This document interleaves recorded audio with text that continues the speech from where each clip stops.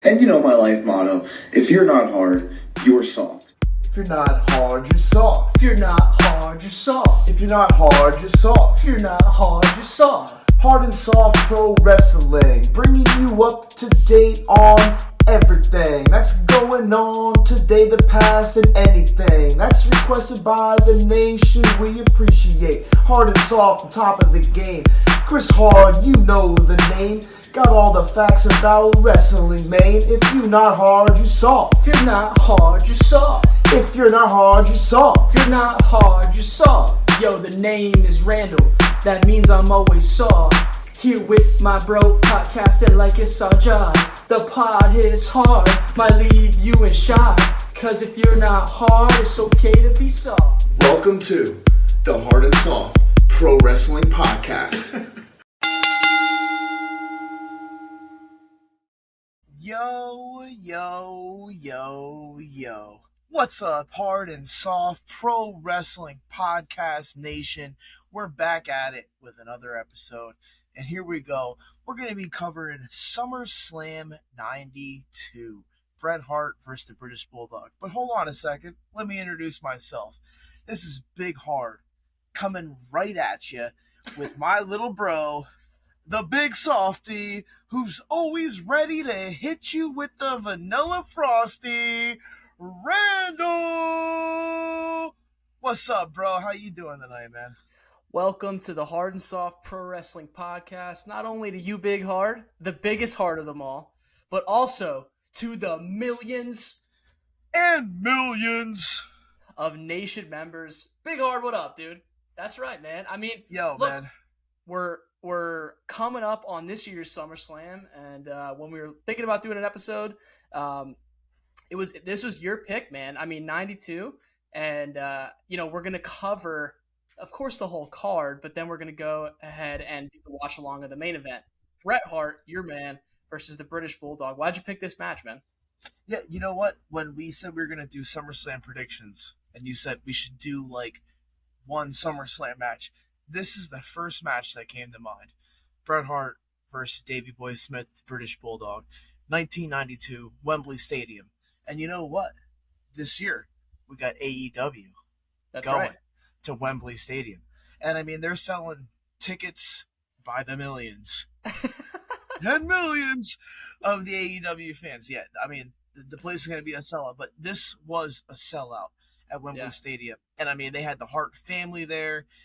It was such a good match. I mean, it's like a half hour of great wrestling, dude. And when I said that to you and you texted me back later on, you were like, I didn't even realize how popular this match was. Yeah. Like, literally, this is like one of those talked about SummerSlam matches from the 90s. And I mean, it still holds up to some of the matches that are going on today. Yeah, I mean, that's exactly right. Like, I didn't know how famous this was, and I think like this is like the VHS era, right? And I think as a kid, this era didn't seem so long ago, but now it seems so long ago.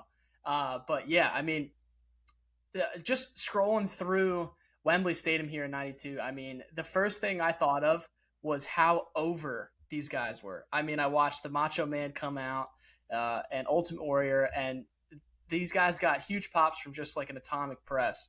And yeah, they're not doing backflips off the top. They're just This is just a wrestling match, man. And I mean, it was just amazing the way this is all set up. Yeah, well, Wembley Stadium, that's crazy. But before we get there, dude, I wanted to cover some things that are going on in wrestling, and I feel like every podcast I listen to right now, they're talking about one man, L.A. Knight, dude. What do you think? Yeah. So he's over as shit. He's everyone's guy right now. He loses the United States qualifier match. Rey Mysterio wins it. What do you think they're doing with him right now? Obviously, they're holding it back, waiting on it, waiting for the big whatever. What do you think that is? You think he wins the Rumble? Yeah, I don't know, man. I mean, obviously the fans want him, and they're begging for it. Yeah. But, I mean, yeah. And the Money in the Bank, I like Damian Priest winning. You know what I mean? And him putting like LA Knight down, kind of like it's just the way WWE does things, man. They never give you exactly what everybody wants, but they're gonna make him a star. I think. And honestly, we don't have a set match for SummerSlam, but is it going to be Austin Theory versus LA Knight, or is it Austin Theory versus Rey Mysterio? But like, why does Rey Mysterio need a United States Championship match? I don't get why he's. We don't know. We don't know yet, but the problem is, it's like, if it's not LA Knight, then that match is a bathroom break, as far as I'm concerned. Yeah. So we'll see. I mean, that's a bathroom break. Dude, like, hold on. Can I bring one thing up? Go ahead. We had Collision this Saturday night. Uh-huh. So why are they running Collision at the Prudential Center? I don't know. Didn't we go there for a pay-per-view? Yeah. For AEW? So why are they running a Collision at Prudential Center? So I was watching a YouTube video today. I mean, whatever. I'll give them some plugs. NoDQ.com. Great YouTube channel. They had a review a couple days ago, and one of their guys that was on the review, Big Baller G, was actually at the Prudential Center, and he was on the opposite side of the hard cam, I believe. I think he said, and they had people come over to him and actually ask him if he wanted to go over and sit on the camera side, because there was empty seats over there. So he said like a whole row where he was sitting at actually went over to the other side. And then I guess if people showed up with tickets, they were just said, "Oh, we're just seat fillers, and we'll move over for you."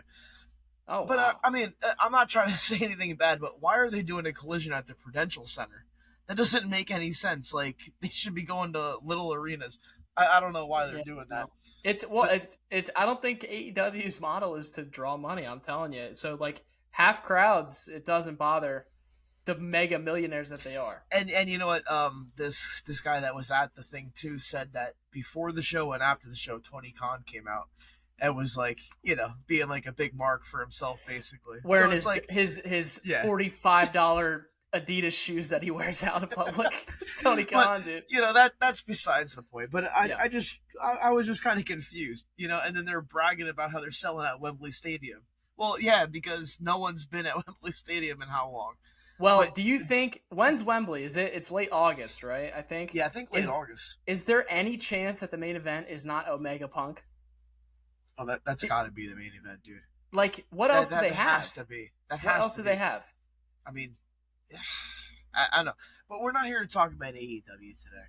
What we're here to talk about is WWE. For some reason, it always leads to that. It always leads to it. But before we go WWE, MJF and Adam Cole. Have you seen any of their stuff? Last Dynamite, the dance-off was awesome. I mean, but honestly, I like Danny Garcia and Sammy Guevara's dance-off way better. He is so good. And that pose where Sammy Guevara's laying on the ground with his legs, and Jericho's Danny came right between his legs. Oh, my God. Jericho's in the booth next to him. He goes, "Hey, Shivani, look, it's the Hammerhead Shark."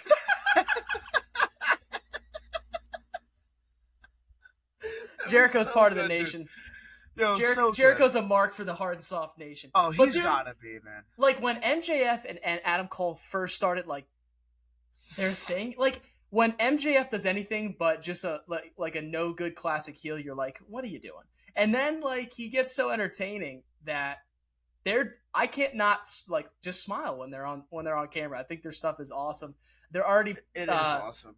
They're already teasing the breakup, but before that, they go FTR this Saturday for the tag team titles. So that's like really interesting. I think MJF turns on Adam Cole during right then and there. You think? Yeah, because they're not going to win the titles off FTR. So is Wembley Stadium the next pay-per-view for AEW? I think that's the next pay-per-view. I believe it is, then, but I don't hold me to that.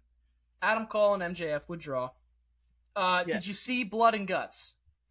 No, but I did see highlights, and I mean, great freaking match, dude. You can't beat that match. But here's my only beef with it. Like, why go to the top and then not do a spot off the top?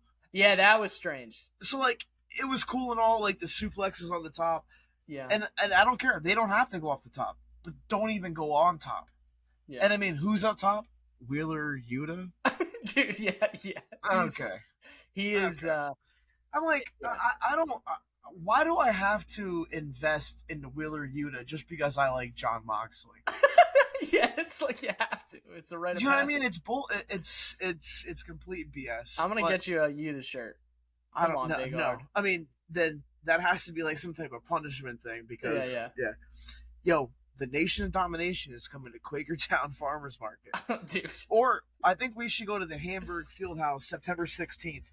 Hamburg Okay. Fieldhouse are gonna have a big wrestling convention. We could just Nation's do gonna be both. there, I can too. take a work off. I Yeah, don't care. I mean, yeah, I don't care. So, it just came out to I can't pinpoint what the match was, but I just want to tell you too before we move on from AEW.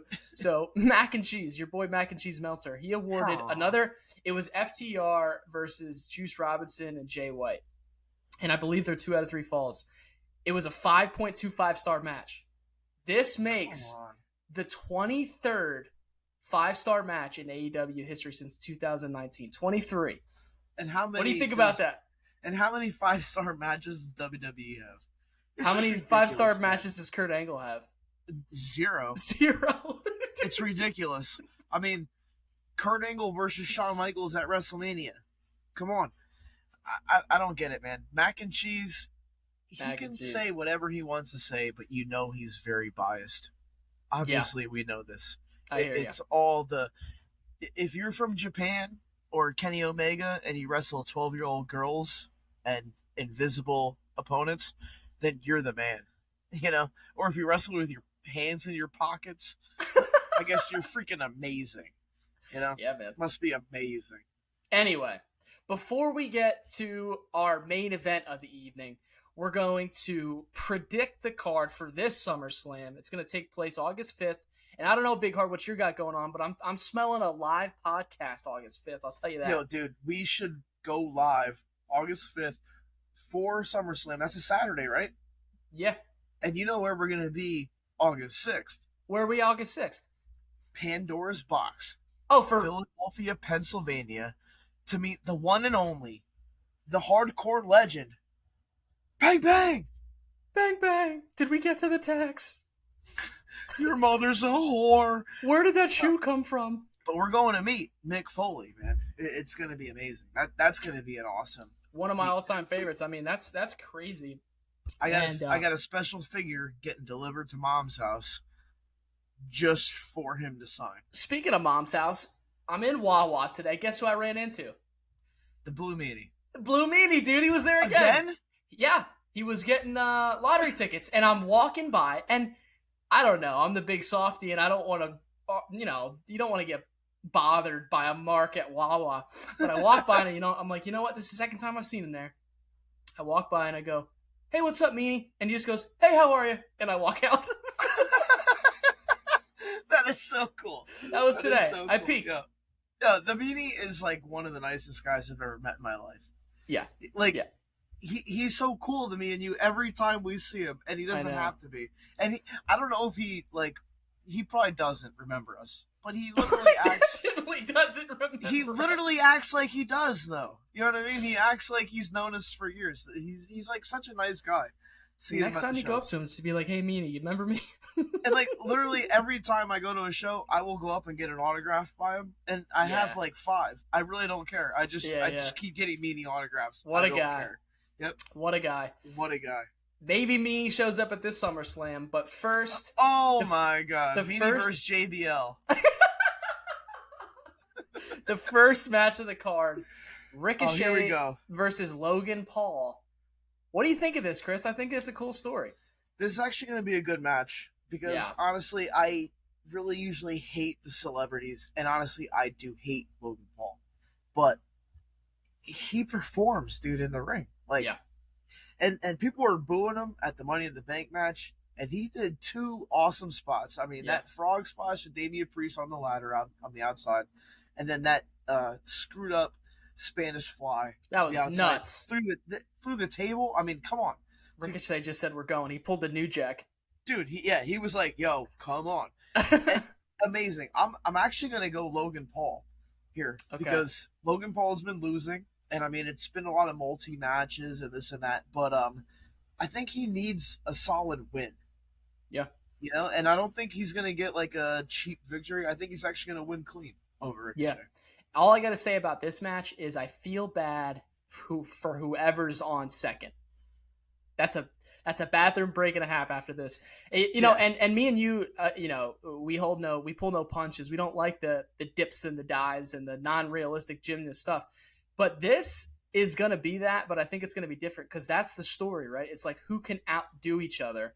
And I think it's going to be a spot fest, but in a good way. Logan Paul tells a great story. And I think really the thing that I'm interested to see is, can Ricochet hang with the storytelling of Logan Paul? Yeah. And, Ricochet is not really a storyteller. He's just a spot fest. I think this is going to be good. Logan Paul's going in the heel. I'm going to give this one a 4-star match rating for Mac and Cheese. I think Logan Paul's going over. Logan Paul. Okay. And the funny thing is he's getting literally right on a plane to go within, it's like a minute-to-minute thing, right when his brother Jake is going to fight Nate Diaz. He's going to try to get on a plane and get right in there and get into that boxing match. So we'll see how that plays out. Yeah, see how that goes. Becky Lynch versus Trish Stratus. Love me some Trish, man. Screw it. I'm going Trish because she's my girl. And I remember back in the day, it was Trish Stratus and Boy Meets World. That's what I was doing. Oh, God. So I'm going with Stratus and Topanga. Oh, yeah. Dude. Yeah, yep. Dude. That's my life right there. Well, you know what? Just for the sake of trying to hold on, I gotta stay soft. Sorry. It's okay to be Speaking of the soft, I'm here in the Soft Studios, but how was your weekend, man? Oh, my weekend was very good. I heard one nipple ring got over. A nipple ring got over? Well, you were shirtless at Dave Matthews over in Camden or whatever. And I heard that nipple ring was over, man. People were literally just staring and glaring and gawking and hawking. And I loved it. God damn it, They were popping for the ring. They were popping for the ring. I said, hey, it's fucking hot here, so you got to do what you got to do. But I'm going to go with Becky Lynch on this one because I want to get a victory over you. Okay. So, I'm going to. So, all right. So here on the live podcast, August 5th, right before we meet Mick Foley, whoever gets more matches right, the other one has to wear a Wheeler Yuta shirt to the next wrestling show we go to. Shake on it right now. Yeah, that, and I think the loser should have to bring up Hell in a Cell. Oh, God. No, we're not going to do that. We can't. We're not doing that because, no, he doesn't want that to happen. I already told you. I got my Rock moment. That's what I'm bringing up. Yeah, we're not going to talk about Hell in a Cell. Okay, yeah. Cody Rhodes. I swear to God, if I lose and I have to wear a Wheeler Yuta shirt, oh, man. Big Hard's got an AEW show because you know how we go at AEW shows and people hate us. So whatever. Yeah, you'd have to heel out. You'd have to do the Hogan and pop that nipple ring out in front of the AEW marks. Anyway, Cody Rhodes versus Brock Lesnar. Who you got? I don't know. I'm going to say Cody has to go over, dude, because Lesnar doesn't need the win. Yeah. But you know what? Lesnar beat the streak. It's like, so how is he going to lose to Cody Rhodes? Lesnar. He's going to puke.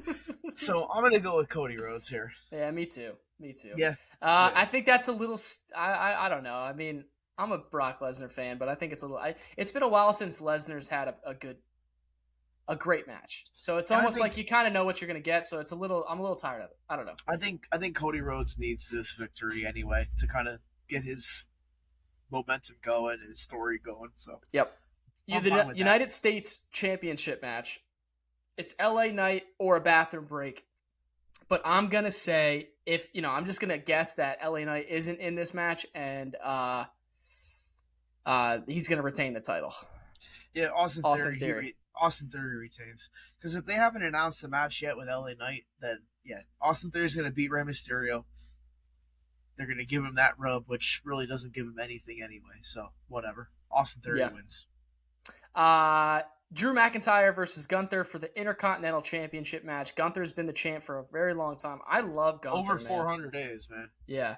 I think Gunther's got this. Yeah, I think Gunther keeps the title. I just don't see him. I don't think he's in the World Championship slot yet, so I think he's going to keep the Intercontinental Champion. Yeah, Gunther wins this. Yeah. And then we got the Women's Championship match. Bianca Belair versus Charlotte Flair versus Asuka. I mean, for me, I want Charlotte Flair to win this. God, me too. We're the same guys here at the Hard and Soft Pro. I mean, you think we were shoot brothers? I think we are shoot brothers. I mean, Charlotte Flair all day, man. She is the freaking champion. She is the women's division, right? Puppies. Come yeah, on. And I think this match is going to be excellent. But I'm going Charlotte Flair too. Then we got the World Heavyweight Championship match: Seth Rollins versus Finn Balor. Now, as much as I like Finn Balor, Seth Rollins ain't losing this title anytime soon. Yeah. I mean, he just won this title about 2 months ago. He's not losing this thing I almost predict he's going to at least keep this championship till WrestleMania. Me too. And he can just keep having these like really high slighted co-main events. Yeah. I think Seth is at the top of his game. And when they first revealed that title, I was kind of like boo-boo facing it. But the longer it goes on, actually looks pretty badass. Yeah, it's growing on me. So I'm going Seth freaking Rollins. Got to. And I mean, all right. Now here's the match. I mean, everybody's here for. Yep. You know, this is the only match that I think people actually care about. Yep. You know, I mean, they might care about some other matches. This is come on. He's drawing big time money, man. He's the money guy.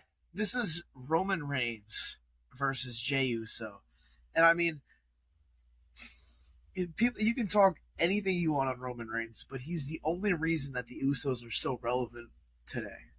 Where and when do you acknowledge Roman Reigns? I mean, I have acknowledged Roman Reigns since day one. I mean, 2015. When you're on the Royal Frisbee Rumble, golf course, do you acknowledge him? I acknowledge him. When you're waking up in the morning, brushing your teeth, do you acknowledge him? I acknowledge Roman Reigns. He is the one. You know, at the 2015 Royal Rumble, I bought a T-shirt for Roman Reigns. You know, and I still have that T-shirt. Yeah, it's a cut off into a little tank top like the Suplex City, but that's my Roman Reigns. I mean, he is the man, dude. And this is going to be a great match, but Roman Reigns is obviously going to win this match. There's no way Jey Uso is winning the title and to be the head of the table. There's no way. But it's going to be a great match, and they're going to make you think Jey is going to win this match. Oh yeah. There's no way he's winning. And I think really it's whenever Roman wants to take some time off or he gets hurt. That's probably when they pull the strap off of him because he's such the money guy, and he's the money maker, dude. Him or anybody else in the main event just doesn't add up. But I think they're playing the Jimmy Uso is hurt right now, so he's not on the card, and that's how I think Jimmy is going to be there. Well, I think Jimmy's going to come turn on Jey in the end, and I think the Usos will have their singles match coming up, but I think Roman's going to retain as well. Yeah, I'm actually kind of excited for Uso one-on-one match. Yeah, I think that draws money. Yeah, because I think Jimmy will stay with Reigns and, kind of feud with Jey there. Yeah. The Usos are money, man. That whole bloodline. I mean, I'm excited for SummerSlam. Me too. This is a good card. Like, that's what I'm talking about, though. Like, if you look at this card compared to maybe like 6 years ago, it's not even the same thing. No. This is that. And the only match that we differed on is Becky Lynch versus Trish Stratus. So, baby. I mean, Topanga's going to pull it out for me. If Becky wins, I win. If Trish wins, you win. So, I mean, you'd look good in a medium Wheeler Yuta cut off tank top with the belly button showing. Hey, God. Mr. Foley. And I'm gonna. Oh my God! And I'll have it. Take a picture with him. This is gonna be ridiculous. Speaking of ridiculous, let's flash it back, dude. Saturday, August 29th, 1992, Wembley Stadium in London, dude. Like, it's crazy. We talk about how cool ECW was, and it was. But in 92, the WWF is pulling 80,000 people at Wembley. Isn't that nuts? Dude, this is like one of the peak times of wrestling for me. Yeah. Like, when I was a kid and I got into wrestling, like, this was a little bit before I got into wrestling, but, like, I remember going to Blockbuster as a kid when I would go to Grandma's for the weekend, you know, and she would let me rent a movie. and I would go and rent 89 SummerSlam, and I would watch it 5 times in a weekend, and it would just be the repeat. I remember this. This would be my whole childhood right here. Just watching it. You think Grandma ever returned a Blockbuster movie on time? Probably not. No. I guarantee she never did. And you know what? She probably never rewound it either. But you know what? Maybe I'm skipping past that, because she did have one of these like rewind things. Like you stuck the VHS in this machine and closed it, and it rewound the whole movie. Like a VHS player. Well, no, but it was like a separate machine that actually rewound the movie. Instead of like just pressing rewind on the VHS player, you would stick it in this thing, okay, and it would go even faster. Oh wow! Yeah, don't get much harder than that. God damn it! You can't get hard like that. What's your timestamp for this event? Okay, so we're going to get into the match card, but after we do that and we lead up to the match, we're going to be 2 hours, 15 minutes, 30 seconds of SummerSlam 92. All right. Because we're going to watch the entrance for Bret Hart. And you know what? I'm going to get up for a second because they're going to mute my TV. God, and you call yourself a podcaster. How am I a podcaster and I haven't muted my TV? Anyway. I'm completely sick of myself right now. Big Hard, go mute that peacock of yours, and I'll start getting into this match card. 80,000 people, 80,335 people attending. That is unreal. And this pay-per-view, I mean, dude, it's so cool. Like, all the graphics and everything, Chris, like, you say that this is kind of like the peak of wrestling. It really is. Like, I don't know how else to say it. Just the look. The ring looks cool. The sea of people looked awesome. Vince and Bobby Heenan are color commentating this tonight, and I mean, this is just a great show. That's one of my favorite like commentary teams: Bobby the Brain Heenan and Vince McMahon. And like, people are biased about Vince McMahon commentary, but I love it, man. Yeah, I don't care that he doesn't know what every move is called, and he calls them maneuvers. He just has like a good voice for it, and he knows what to say. He would love Grandma's old rewind maneuver. It's gotta be Kane. All right, you want to do that match card or what? yeah. Let me pull this match card up here. You're gonna be, when I post this video on the tube, you're gonna be fast forward into the rewind maneuver spot. It's rewind maneuver. Straight for Joey Bollinger. I got you to pop big time. Yeah, so we got the first match was Papa Shango versus El Matador. The Ho Train. Ho! And the Godfather, also one of the cooler guys to meet at a wrestling convention. I'm telling you, I mean, he let me and you do the poses, and I mean, it was just so much fun, dude. Because some guys, and I understand it, like, when you're a wrestler, you make money by going to these conventions. I get it. But some guys are like, hey, man, one picture. But that's Godfather's like, let me talk to you for 20 minutes. Yeah. Anyway. And, you almost feel bad, So Papa Shango defeated El Matador in 6 minutes. That was a dark match. We had one more dark match. It was Tonka. He defeated the Berserker, 5 minutes, 46 seconds. That was a dark match. And I guess Meltzer doesn't even rate dark matches because he's too good. He's too good. The thing is, he probably didn't get enough mac and cheese before the dark match started. And he was like, Mom, hey, Mom, do you have any of that mac and cheese? And she was like, hey, son, shut up. You know what I mean? You suck. So our first match of the actual card was Bushwhacker Butch and Bushwhacker Luke and Jim Duggan. And they defeated Brian Knobbs, to shut up. Jerry Sags, and the Shut up, Mountie. neighbors. I'm the Mountie. Don't you know it's a Hard&Soft Pro Wrestling podcast? Have some class. Yeah, throw a business card underneath their door and let them no find out problem. what's going on. So that was a pretty good match. That was that was a dark 6-person tag. So they had 3 dark matches here. I didn't realize that. God so damn the it! First match on the actual card, he's gonna puke. Was Animal and Hawk, the Legion of Doom. Oh, what a rush! Chris is 8 years old again. I'm loving it. They beat Erwin R. Shyster and Ted DiBiase, the $1 Million Man. That was 15 minutes and 10 seconds. Meltzer gave that a 2.25 star. Well, that was when poor Hawk was all gimmicked up or whatever and kind of blew the Legion of Doom's run in the WWF, right? That was the Dark Side of the Ring. Isn't it crazy, though, how Jimmy Hart looks exactly the same today as he did back then? Oh, God. Yeah, he doesn't look any different. Then we had Nails versus Virgil. So Nails defeats Virgil. Let's see. 1.5 stars. So here's my thing. When Meltzer gives something a dud, is it really worse than a Nails versus Virgil match? Which he gives 1.5. This is in the days when they would do pre-match promos taped. You gotta be before the matches. And Virgil's in the back shadow boxing. He looked like Stephen A. Smith on ESPN. It was terrible, but anyway. Then we had Shawn Michaels defeating Rick Martel in a draw. And that was a no hitting in the face rule.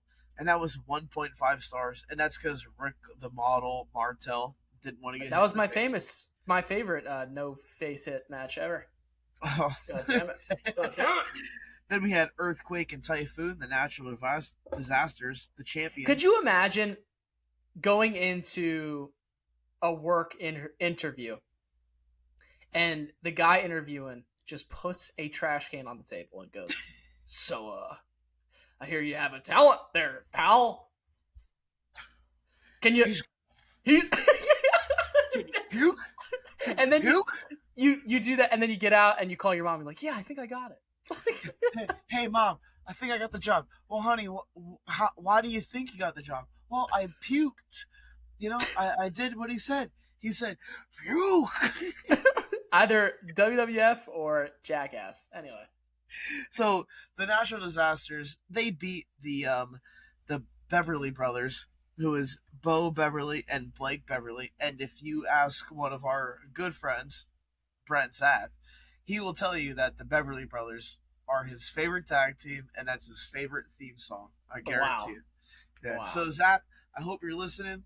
Beverly Brothers, they lost here to the Natural Disasters. Because there's an earthquake coming in. And when the earthquake hits, the typhoon comes after. Then we had Crush defeating the Repo Man. Now, by submission. Now, Repo Man, that's one of my favorites. Oh, by the Kona Crush. There it is. That's how I beat him right there. And next we had the Ultimate Warrior defeating Randy Savage. And I think this is like a career-ending match for Randy Savage. Then he still came back and wrestled anyway, so I don't know. I mean, it was like Vince McMahon wanted him to be a commentator full-time.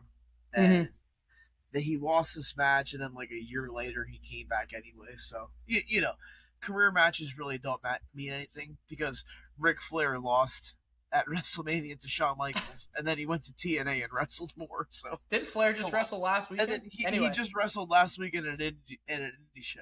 So the Ultimate Warrior goes over 15 minutes here and gets 4 stars by Mac and Cheese. Oh, 28 minutes. And it's a 4-star match with the Ultimate Warrior. Wow.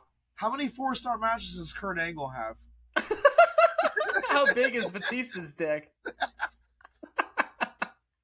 But then we had the Mr. Undertaker. Perfect. Mr. Perfect was playing that, who's he gonna turn on thing. Flair was involved here, so it was. And dude, like I said, that was actually for the World Heavyweight title. Yeah, man, it was for that strap right behind you. And when Macho Man makes his entrance here in front of 80,000, I mean, it's like he's God. You know, dude, it makes me realize that I think we're getting close to it, maybe, but we're not in the Austin Rock era, and these guys today. It's things have changed, and we'll probably never get back to how over these characters were from back in the day. No, I don't. I really don't think we will. I mean, these guys were so over, and they didn't have to do all the shit that everybody's doing today. And Big Hard knows over. Oh, Big Hard, I know how to get over. Then we had the Undertaker defeating Kamala in 3 minutes and 27 seconds. And Meltzer gave this a -1 star. Yeah, well, I'd like to see fucking... All right, so here's my only problem with a -1 star is because it's The Undertaker. Yeah. going against Kamala. This is not like, I don't know. This isn't supposed to be a technical match. This is just the Undertaker coming in and beating a big opponent. Do you think Tony Khan calls Meltzer and tries to get advice from him on how to book cards? Oh, I guarantee Meltzer books half the cards on Dynamite, Rampage, and Collision. And why is there a Dynamite, a Rampage, and a Collision? Dude, if Meltzer and Tony Khan are going to book a card, where are they going to eat, Big Hard? They're going to the Waffle House. Waffle House. Okay. Or where were you thinking? Oh, I was just posing the question to you. So Seth Rollins was on Logan Paul's podcast, Impulsive, and Logan Paul brought up Meltzer, and Seth Rollins shit all over Dave Meltzer. Did he? Yeah, I gotta look that up. He didn't really shit on him. He just dismissed it. He's like, who cares about that shit?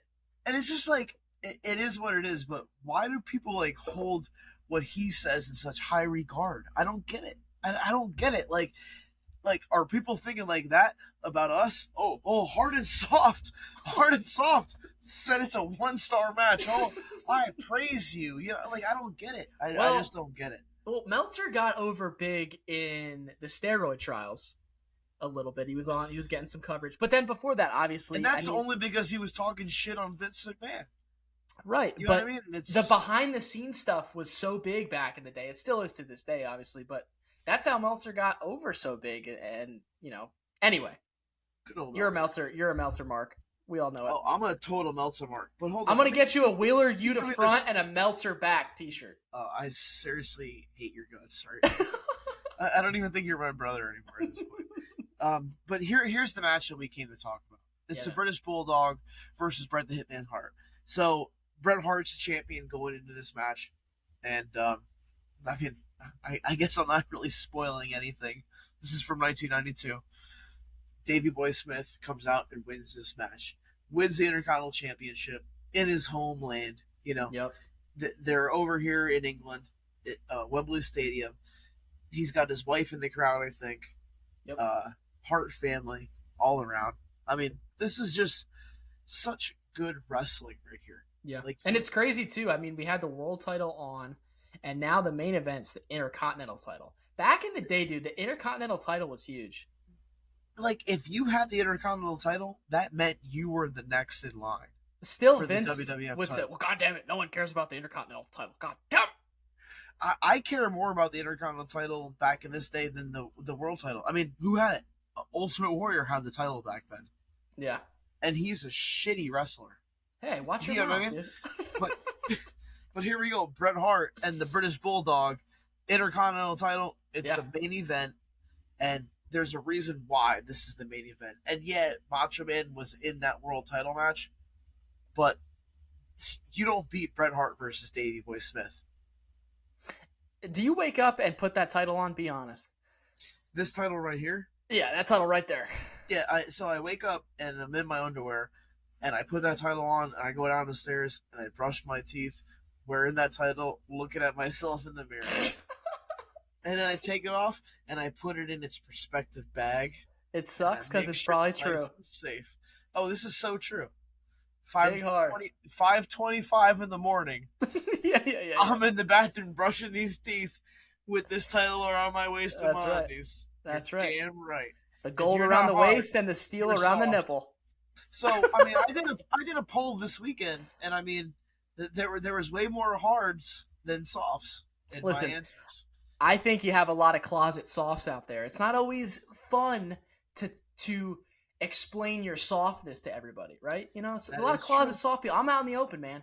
I'm the big softy, and I love to own that big vanilla frosty, and I might crack it over your head if you keep shitting on the soft life there, Big Hard.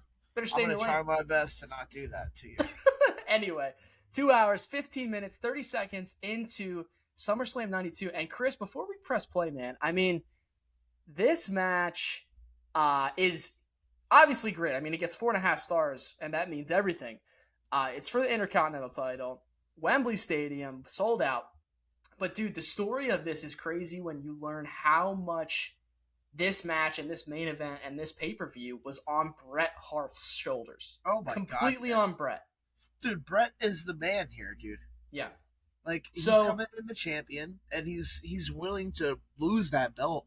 Yeah. And Bret Hart doesn't have to lose the title. Well, this whole thing was kind of Bret's idea, and we're going to get into it now. So there was actually 2 locations that were considered for SummerSlam this year. It's either going to be Wembley or Washington, D.C., and depending on that was going to play to the main event. So the original plans for the main event was Bret and Shawn to be in a ladder match, which would have been, obviously we got Razor and Shawn, and we can't get mad at that, but Shawn and Bret, big pay-per-view in a ladder match for the first time, that would have been nuts. That would have been sick at this venue, too. Oh my God. Yeah. Because, I mean, at Madison Square Garden, it's cool and all, but it's way smaller than this venue. Right. You know? But, then the decision was made for Wembley, and then that's when Bret actually pitched to Vince for Bulldog to take Shawn's spot, since, Bulldog, this is going to be his home crowd. He's going to get that big pop. The match will be over. And again, like to your point, he pitched that Bulldog would win the strap here and then could drop the strap later to Shawn in the weeks leading up to the next pay-per-view or whatever. And Vince liked that plan, but still Vince asked Bret and Shawn to have that trial ladder match, which would be the first of its kind in Portland, Maine in July of 92. However, Bret said in a shoot interview years later that Vince didn't even watch the match. But anyway. Of course. God damn it, I'm busy. Grilled chicken. Anyway, the main event for Wembley, of course, it's going to be Bret and Bulldog. So the story of the match started with vignettes at the Hart family home with interviews of the family stating that the match was going to tear apart the family, right? Diana Hart classically added probably the main ripple in the story being Bret's sister, but then also Davey Boy's wife. So a lot of real lines blurred here with this story.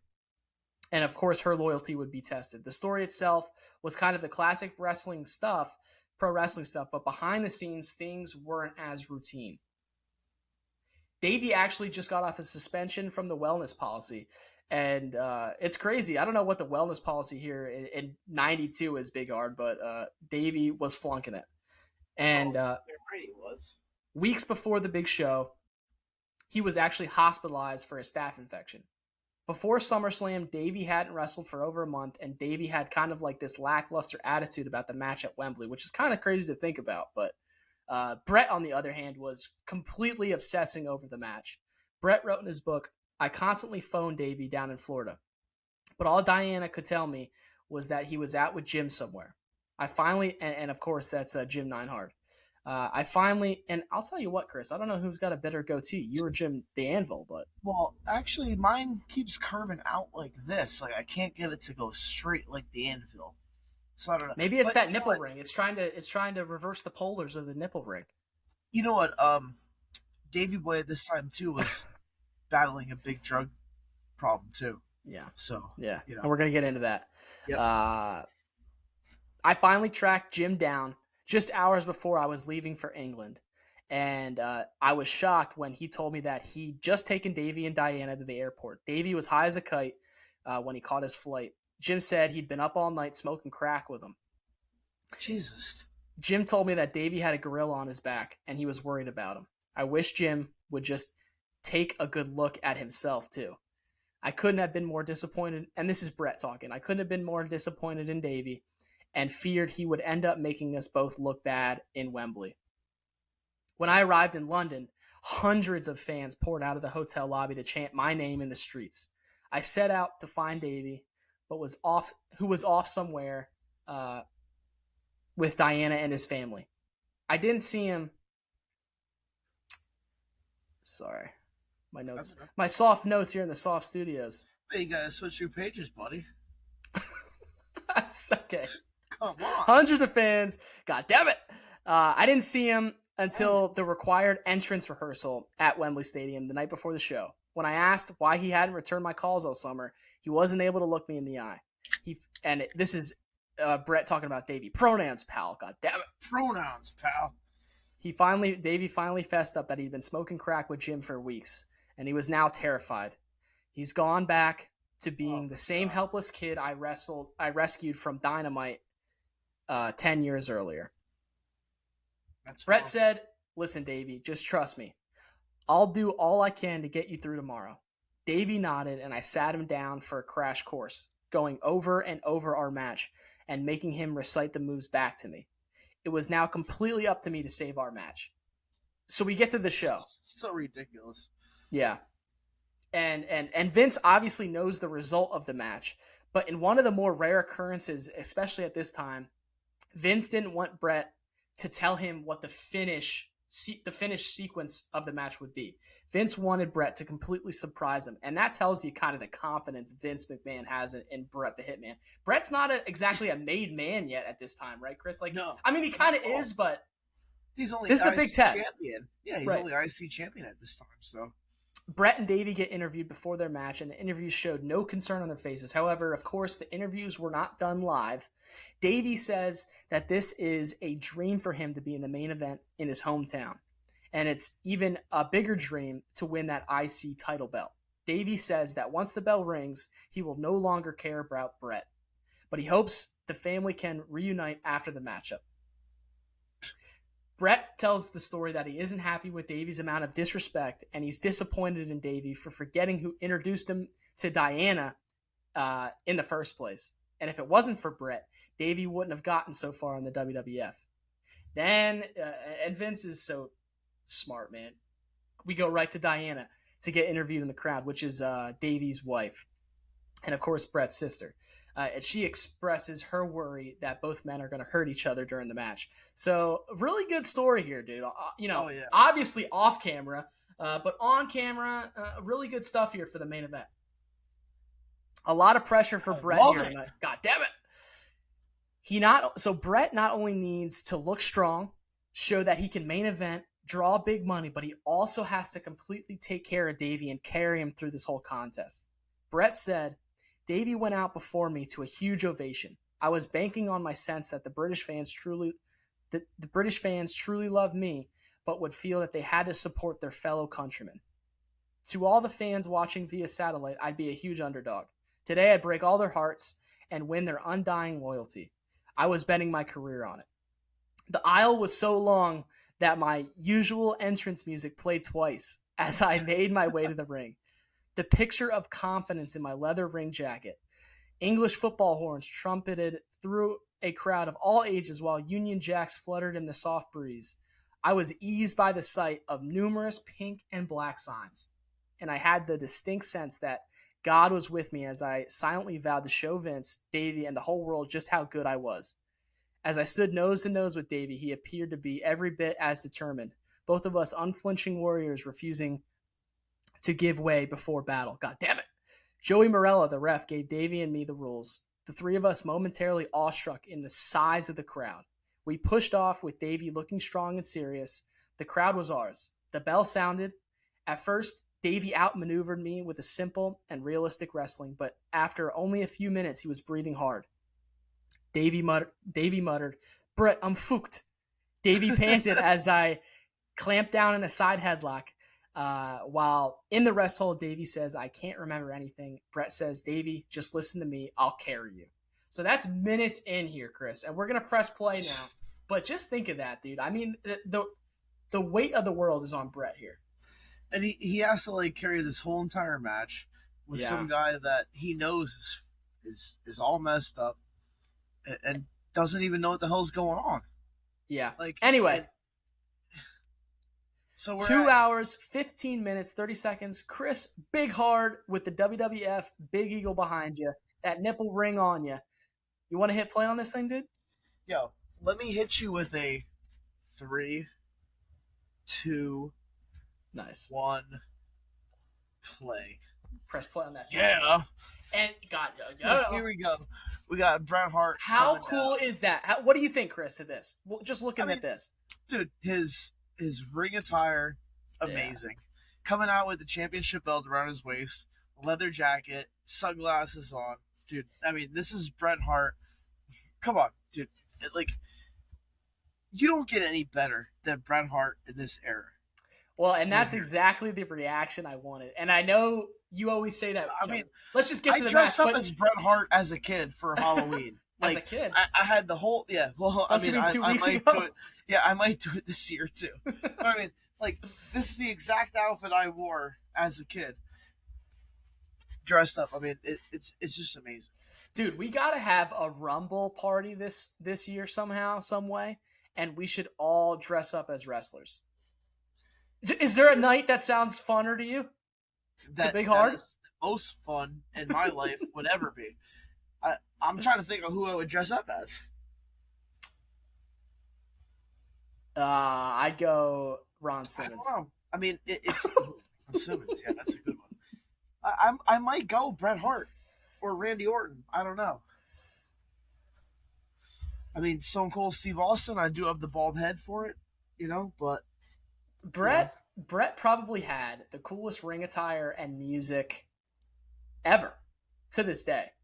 And what's really cool about Bret, and I'm sure not a lot of people know this, when he would take those glasses off, Chris, and he would hand it to a fan, the fan would obviously, just get this monument of wrestling lineage.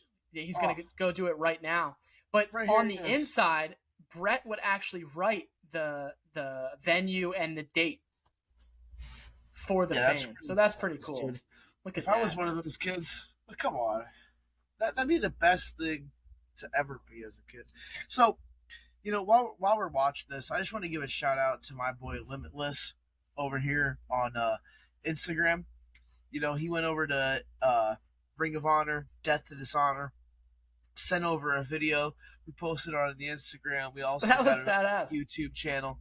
I think it's him and his brother, or him and his friend right there. But they're the Hard&Soft Nation. Limitless, IDK. I forget the exact end of your Instagram name, but we got you posted up with a YouTube channel. I'd like to give a shout out to you, bro. That was freaking awesome. You sent me that. Why don't you sing a song to him? There in the Hart Studios. Spend my days working hard and then go, but the hands on the clock keep spinning too slow. I can't wait to be alone with my baby tonight. There it is, Big Hart. There it is. Yeah, a little bit of Jeff Jarrett in your life. You can't go wrong with Double J. Double J, J-E, double F, J-A, double R-E, double T. Jeff Jarrett. Nice bump by Bret. And this is pretty cool, dude. Sorry. It's cool. It's all good. What are you talking about? Sorry. This is the Hard&Soft Pro Wrestling Podcast, baby. God damn it. This is what this is all about. Dude, maybe I'm marking out too much. That is the coolest ring apron I've ever seen. That is a pretty cool ring apron. I love it. I love it. I'm popping for the ring apron. That's when you know you're a mark. Look at the hitman here. You go to front headlock to a leg scissor to a front headlock. Bulldog's trying to get him back in the leg scissor. And somewhere in here, I'm fucked. I'm fucked. I forgot everything. How can you forget everything? Like, come on, man. How fucked up are you?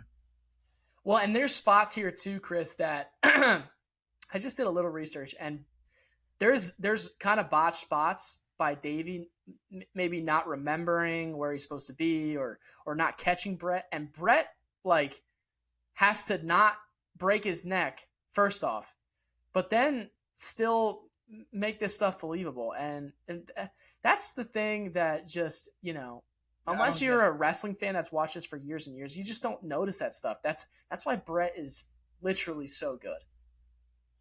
Yeah. And then I saw something on AEW. Now, I'm getting hot, but you never know everything to a story. But apparently, Bret wanted to come into AEW. Apparently. And be like an agent or help some of these young guys, and they refused him. Now that's messed up, because if anybody would refuse Bret Hart to come in and try to give you any type of advice, I mean, why would you do that? Cody's been on record saying that guys won't listen to Arn. Jake Roberts has been doesn't make any sense to me at all. Jake Roberts gets frustrated backstage. I think that's a big thing why Punk got heated at that press conference too, because guys You won't think listen. Jake Roberts is holding the snake backstage? There's probably some. I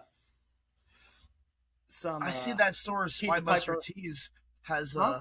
Jake the. I think Spinebuster Tees has a Jake the Snake Roberts bag for sale.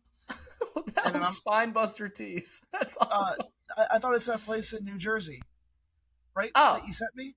Yeah. It's that same place. Suplex. Yeah. Okay. Well, Yeah, we'll yeah, see. or Suplex City. So I think they have Jake Roberts bag for sale. I'm not sure if it's like an official snake bag, but I mean, if I could get an official Jake Roberts snake bag for my Hell yeah, collection, dude. that would be pretty sick. I think every day I send it's Suplex Vintage Wrestling. I've never been there. Okay. I saw Suplex Anthony Wrestling. Blackwell was there or whatever, and Shout I out think to ABJ. hell yeah, man. I love his shirt. It says "I love ABJ." Like I love BJ. Like such good marketing, dude. Such good marketing. Look at this. So here we go. We got Davey Boy with Bret in a little wrist lock. Bret's flipping over, about to get out of this. He's like, hey, Bret, I'm fucked. You love that. No, get off of me. Hey, Bret, come over to my house later. I have this rewind maneuver I really want to show you.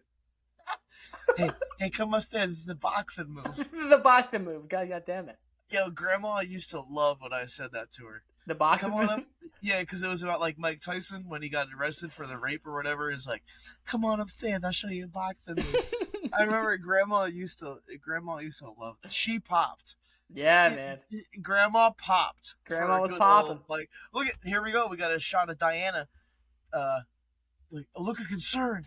Oh God. How do you think Vince? God, Davey, I know Davey. Vince is in the camera guy's ear, even though he's still on color. What do you think he's saying? God damn it! What a maneuver! He's got his ass. He's got his ass right next to his head. What a maneuver! That's the Hammerhead Shark. God damn it! That's so good. So good. Yo, Big Softy. So what's up, Big Hard? You know, like, what are you eating for dinner tonight? Like, what was your dinner tonight? I had the Big Softy, owner of the Big Vanilla Frosty, and he truly knows how to make it saucy. And speaking of making it saucy, I had a salad with breaded chicken and French dressing. That's my man right there. I like it. The softest dinner you can have. So I stayed overnight in Philly on Saturday. I went to a Dave Matthews concert Saturday night in Camden, New Jersey, and then we stayed in Philly, and I DoorDashed McDonald's after the concert because, you know, I was like, I'm freaking hungry. So I wake up the next morning and my bank statement is like $35 for McDonald's, and I'm like, wow, how do you spend that much money at McDonald's? But there was no food left over, so I don't know. Big Hard saying the Big Macs for Big Hard. The Big That's Macs all for I'm Big saying. Hard. That could be your motto there. Big Macs for Big Hard. Yeah, dude. McDonald's, man. I mean, there's mac and cheese Meltzer, but I'll pop hard for a couple Mickey D's after mac and cheese Meltzer. Like I'm so tired of Meltzer. So he gave this a 4.5. 4.5, but all right, yeah, and this deserved. Look at. Did you just see that elbow for Bret?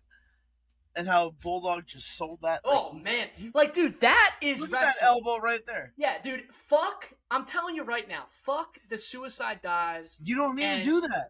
And the super kicks with the tacks on their fucking Jordan shoes. Look at this. He's picking them up. Atomic drop. Throw an elbow like that.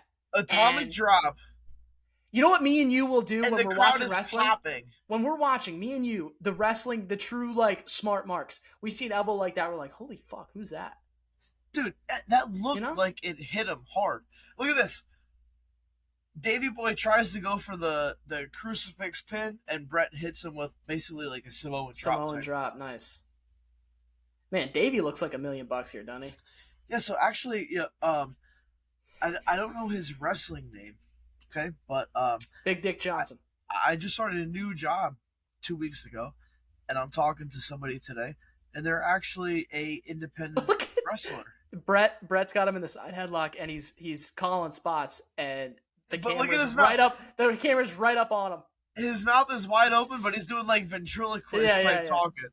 But this guy is an independent wrestler, and he's wrestled around this area. And it's just so funny. Like he was trained by Samu, Afa. Really? Yeah. You know? And it's just so funny how small the world is when you look at this. Yo, Bret Hart is the best, dude. You never know when there's a pro wrestler. Whoa! Just like you never know when there's a closet softie hanging around town. Oh, there's a lot of closet softies. Oh, monkey flip! I'll pop for the monkey flip. You know. Did you see the monkey flip?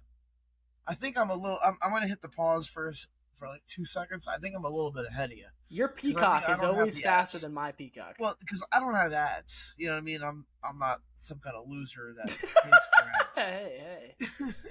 Look at this.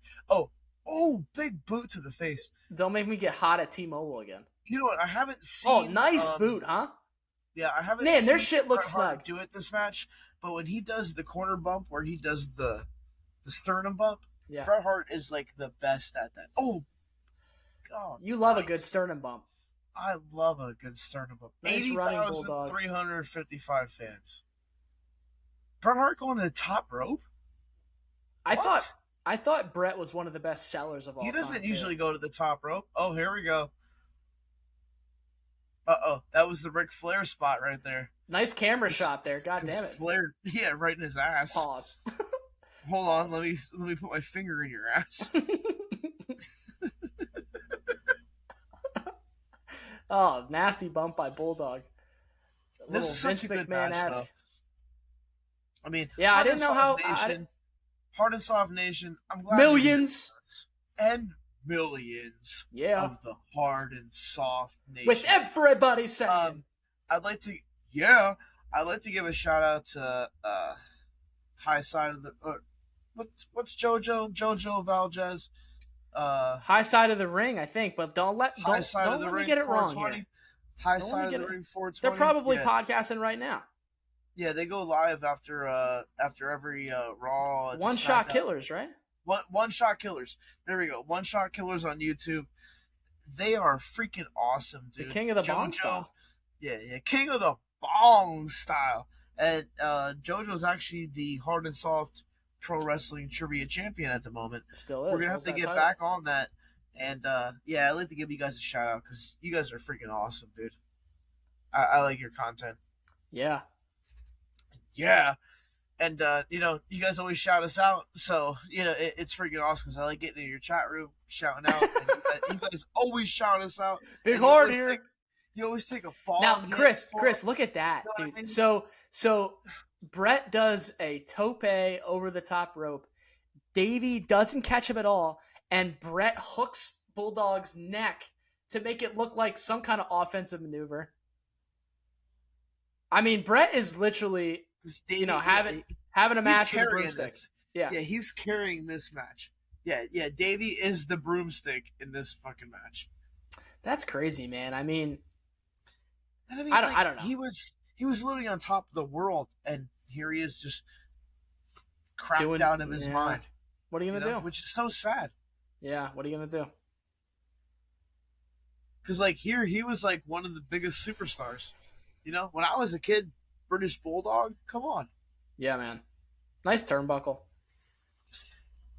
Yeah, I love Bret's outfit, though, dude. It's so good. The pink, the black, the stars. You know what's different? Hitman, it's just cool, dude. Yeah, definitely. What's different about the way that these guys wrestled then Russian today? leg sweep? Love it. They would they're selling right now and making every move bigger than it probably is. But when they go spot to spot to spot a little bit slower, it allows them to, when they take a turnbuckle, it's 100 miles an hour. A lot of wrestling today, it's they have to duck and tie up and maneuver themselves, and it's slow and it doesn't look offensive. These guys look offensive. And the funny thing about this match is it's a half-hour match. And look at that drop kick. Look at that. Yeah, dude. Standing drop kick. Come on. And, nice. and here's the thing about this match. There's nothing that big. Yeah. That happens in this match. Bret Hart going over the top. Yeah. That was the biggest thing, dude. There's a lot of good stuff going on today. Look at though. that big over the Nice, oh, man, yeah, dude. nice belly to back. I forget what's that movie? What's that movie called? Off the ropes. Oh God, we're calling ourselves wrestling marks. Dude, you don't have you didn't get 2K23, did you? No. You have 2K22? Yeah. Did you get AEW at all? I'm the big softie. No, I didn't. I got 2K23. I don't even know why I did.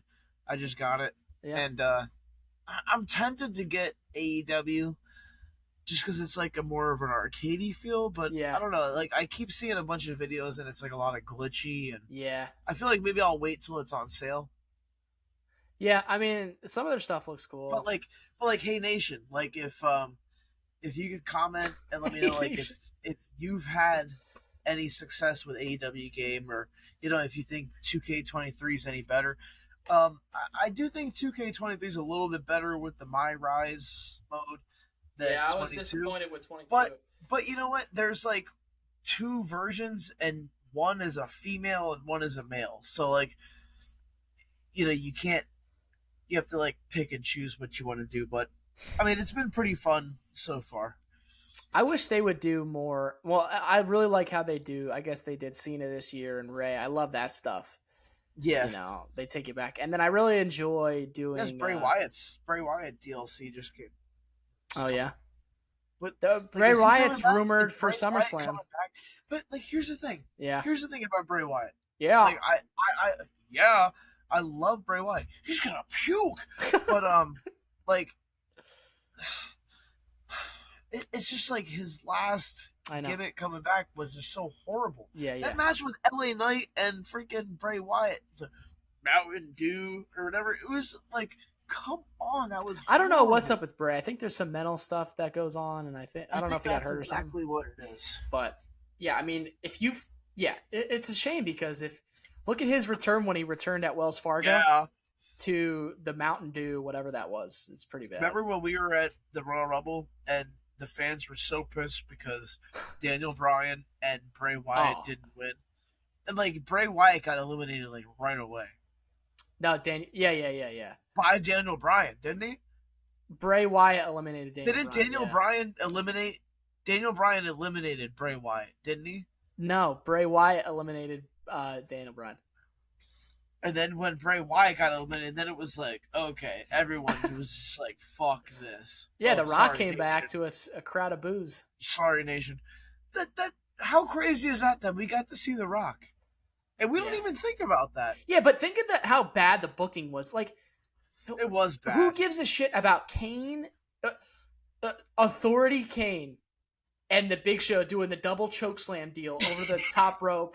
Of course Roman's going to come in and like, what a dumb... Authority Kane. Oh, I'm sorry. And then Rusev's under the fucking... under the ring or whatever. And then, dude, that was so bad. Yeah. Rusev should have won that Rumble. You know what I mean? But I was happy that Reigns won. You know what I mean? I was actually pretty happy about that. Another sleeper hold here. Yeah, here we go. The Hitman. But maybe I'll be the Hitman. Great match, though. Hey, Randall, what would you eat tonight if you were feeling very hard? Like, what kind of food would you eat tonight? What kind of food would I eat? Probably from... I'm trying to think of a funny joke. I'd probably go to Giant. Son of a bitch. And get some sushi. Get some juicy sushi from Giant. I had sushi last night. It was so good, man. Oh, dude, you know how to I had make this sauce. thing. It was like 3 different types, like 1 avocado, 1 spicy salmon, and then 1 like crab. What? And it had like the wasabi. What? And the soy sauce. What? And it was delicious. What? Yo, so speaking of the what shit. Oh, here's Diana. Oh, a Diana spot. We're popping. He's gonna pass out. He's gonna. He's gonna puke. So I guess at Collision they were doing like. I laugh when you just say that. Like during the commercial breaks, they were like asking like what sections like is the loudest, like section 1, 2, 3, 4, 5, and then like during the main event, it was like section 5 was like section 5, and then the front row was like, shut the fuck up. But it's like, so this is what they're doing during the main event of an AEW show. They're trying to pop Section 5. Well, I thought Section 5 over the main event. Show me that nipple. Show me that nipple ring. Look at the nipple ring maneuver. God damn it. My God. It's gotta be. It's gotta be Kane. I think Big Hard might just DoorDash some Mickey D's. Unless the nation has another idea for me. Let's go over the menu, dude. You know what you gotta get? You gotta get the Philly bundle box. The Phillies bundle box. You think you knocked that down tonight? But I'm not in Philly. 2 Big Macs for Big Hard, 2 cheeseburgers, a 10-piece, 2 medium fries. Oh, God. You're knocking that down. Yeah, there's no way I can do that. Now, I might be wearing a Suplex City T-shirt, but there's no way I'm suplexing that. Oh, look at the Bulldog. Hey, Bret. Hey, Bret. I think I'm not fucked. I think I'm okay. I'm gonna pick you up. Look at this. Oh, I love when the Bulldog used to do that, dude. Overhead press. press. You would pick some Nice. big dudes up like that. Yeah, steroids will do whatever you want, really. Yeah, man. What does that sign say? Oh, shit. If you're not hard, you're soft, I think it says. I think that's exactly what it said. Yo, shout out to Limitless, man. That video was so cool. When he sent me that video, like, seriously, when he sent me that video, Limitless. So who is? Do you know him? I was like so happy. No, do you know him? No, we haven't met him yet. We just kind of talk online and stuff like that. But he's around the area, so I assume that we are gonna meet up at a show here or there, maybe at Hamburg. You know who else is going to Hamburg? You know what's funny when you talk? Bell? You remember him? Oh yeah, of course, man. When you talk to people on Instagram, do you say, "Hey, this is Big Hard"? Most of the time, yeah. yeah. I mean, there's the turnbuckle spot. You missed it, dude. I saw it. Don't worry. That's my favorite Bret Hart thing, dude. God damn. Because like some people do that spot, but no one does it like Bret Hart, dude. No one does it like Bret Hart. I can't believe you have that cool ass background, dude. They don't call me the Big Softy for nothing. Dude, I need one because I moved out of Big Hard Studios, and I'm transitioning right now. I have these stupid ass plants behind me. Hey, watch your mouth about the hard and soft plants. All right, I'm sorry. Well, hey, if we're podcasters, yeah, we'll get those plants over. Don't you worry. Well, hold on. I mean, the nation hasn't seen these. This is one of the latest pickups. That spinner John was sick. Cena spinner action right there. You know what's funny? You bring that up, and they go, "Oh, he's probably got a little brother." I sure do, and I got a little sister, but don't ask me about her. But that figures for you. Nobody else. Oh, well, that figures for me. You're damn right. He's probably buying like an 8-year-old a present. No, because maybe one day I meet John Cena and I get him to sign that freaking figure. Oh God, I'm definitely walking up and saying, I got that 4-pack Nation. I think it's I forget who that's it is. Badass. I have it at my storage unit, but it is Farouk. Nice German. I think Savio Vega, Clarence Mason. It's not Mark Henry. It's Clarence parents have a real good marriage. Oh God! But when we get to meet them, it's $200 for freaking photo and signatures. But I'm gonna do it. You'll do it. Yeah. It's the nation, dude. Nation of domination. We are the nation, live and in color. Don't diss the man or we'll bone rush your mother. Listen to what I'm saying. It's the man not playing. Farouk is the man. Hit your knees and start praying. God nation. Domination. Is that really what it says? I think so. Well, I'm a little bit off. Oh, that was a good superplex, dude. So we got British Bulldog, superplex, and Bret the Hitman Hart. Yo, nation. I love Yo, nation. Superplex. This is what we need from you guys right now. We need some comments. We need you to let us know what you want us to cover. Do you want us to do something very new? Do you want us to do something very old? Do you want us to pick something 2004-ish? You know, what? Ruthless Aggression? What? But what? We need your input. Big Mac, to what? see what kind of matches you want us to watch, because we're so willing to go back and watch our favorite matches. Yeah, and you know what? it's so hard honestly, our favorite matches are probably some of your favorite matches as well, because we know this. This is how wrestling fans think. But I really want you guys to try to. Well, hold on, and let us Chris. know what you want to watch? Where's Foley at? You said Jersey? Pandora's Box. Hold on, let me look it up. I think it's Jersey or Philly. But I mean, those two are so close. You know what I mean? Like Pandora's Box. Hold on, let me look it up. You know what? I just got this iPhone, man. Yeah, tell me about it. Okay, so I'm not really. Oh, the sharpshooter. Sharpshooter. But it's right by the ropes, dude. Come on. Bret. I'm not really happy about Bret. I'm fucked. I can't reach the ropes. I can't even let you talk. So, like, I'm not really happy about iMaps, man. Like, it's not as good as Google Maps. I'm telling you, it's not. Hot take by Big Hard. I went to play disc golf today, and I typed in where I was going, and it took me to. There's the 3K. Look at the pop. Look at that. Wow, crowd. look at that.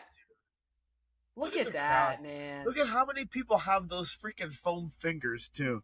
That is crazy. Now, Chris, let me deliver this to you real quick. I've been waiting for this. I know you'll like this. Okay, so post-match, Bret says, when I got back to the dressing room, most of the boys had already left to get on the bus, but the ones who'd seen the match seemed blown away. I understood the art of losing and the power of sympathy. I knew that in the weeks to come, it would be me who was over. More than Warrior, more than Savage, more than Flair, and more than even Davey. Of all of them had been excellently executed. I've always believed this was my greatest match, especially because I'd carried Davey all the way through. My dad would tell me later that it's one thing to have a great match, but it's another thing to have a great match in front of 80,000 people. Months later, Bret is the world heavyweight champion, and Davey got himself fired, losing the IC title not too long after. And he got himself fired. You're fired. So Pandora's Box is in New Jersey. So it's an So hour Jersey? and 30 minutes for me. Look how long on your phone to see how long it is from you. Hello, it's the Hard and Soft Nation, and someone just walked in. Hello. How far is it for you? You're probably closer. Damn, Way it's closer. Pandora's Box, Toys and Collectibles. Yeah. It's 61 miles. Hour 40 far? for me. Damn. That's crazy. Damn, Daddy. Should we get a hotel room or what? Anything for Foley. Oh my god. So what's going on? Did we just miss the ending? Yeah, that was the 1, 2, 3, man. I Bret, literally think we just Diane. missed the ending, dude. Diane's We just crying. missed the ending talking about Pandora's Box. The priorities. I feel like I need to rewind and see how that ended. That IC title is so cool. And you know what's crazy? All I'm looking at is those Warrior toys out in the crowd. Dude, I can't believe we just Stuffed missed toys. the finish talking about Pandora's Box. People going Yeah, crazy. and we're podcasters. Look at Diana coming in with her stupid cowboy jacket on with her tassels. Okay. The Get tassels over aren't over yourself. for you? No, I'm not down with tassels. Look, she's got tassels because he's got his hair in dreadlocks, so he's got the tassels going on. She's And hugging she's Bulldog, hugging Bret. Yeah, because, you know what, and honestly, they both kind of, like, look at each other like, this was a great match. You know?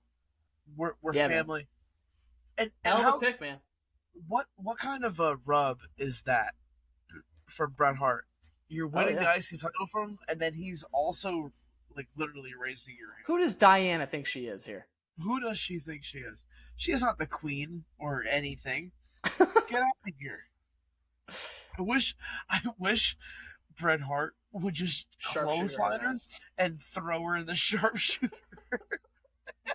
And, like, handcuff Davey Boy Smith to the ropes God so he damn it. can't stop it. Oh, it would be so good. I'm not a nugget. And that, yeah. Yo, Hell of a pick, we man. should do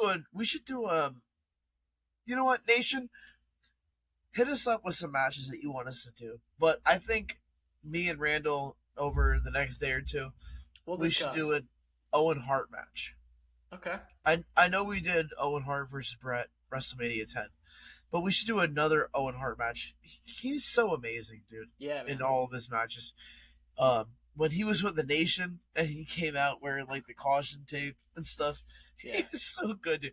I'm not a nugget. Enough is enough, and it's time for a change. I think goddamn, son. Goddamn, son, aren't you? You're gonna go to your ass. Aren't you gonna go to your knees? You know what? Actually, how about we do that match? Stone Cold Steve Austin versus Owen Hart for the Intercontinental title. The pile driver heard around the world. What? Yes. I think we should do that match. We'll talk about it, man. Hell of a pick, Big Hard. That's a hell of a pick, but I really want the Nation to go ahead and give us some picks. I know this is a pretty long episode for you, but I'm pretty sure you're happy. An hour and 20 minutes. Well, I'm gonna throw this out. We're gonna go see Mick Foley in a little while. SummerSlam's coming up. We'll probably go live for that. But also, since we're seeing Foley, I mean, we haven't done Hell in a Cell yet. Just saying. Well, yeah, we need to do that too. Did we get to the tags? Your mother's a whore. And also, Big Hard, I think there's one more thing you got to tell me. Well, Randall, if I know what you're thinking, and I think I know what you're thinking. And if you think I know what you're thinking, I'm thinking. And this is one thing I got to say to the Nation. If you're not hard, you're soft. You're damn right.